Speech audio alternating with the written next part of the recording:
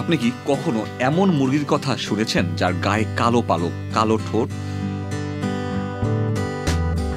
কালো চামড়া, এমনকি ভেতরের অঙ্গ প্রত্যঙ্গ কালো? এই মুরগির নাম আয়াম সেমানি। বিশ্বের সবচেয়ে রহস্যময় এবং দামি মুরগি এটি।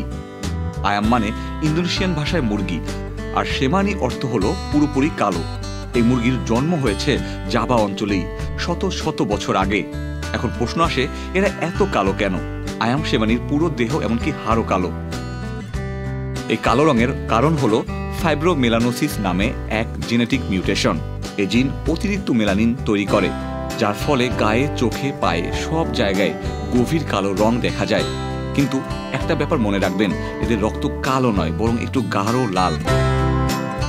যমুনা ইলেকট্রনিক্স ঈদে ডাবল খুশি অফার সিজন 3, যে কোনো পণ্য কিনলেই পাচ্ছেন নিশ্চিত ঈদ উপহার। এই মুরগির মাংস ইন্দোনেশিয়ায় একটি বিশেষ খাবার। অনেকে বিশ্বাস করে এই মাংসে আছে ঔষধি গুণ, রোগ প্রতিরোধ, শক্তি বৃদ্ধি, এমনকি সৌভাগ্য এনে দেয় এই মাংস। আর দাম, একটা আয়াম সেমানি মুরগির দাম হতে পারে লাখ টাকা। তাই একে অনেকেই বলে পোলট্রির ল্যাম্বরগিনি। জাভার অনেক লোক এই মুরগিকে মনে করে পবিত্র। ধর্মীয় ও জাদুবিদ্যার আচার অনুষ্ঠানে এর ব্যবহার হয়।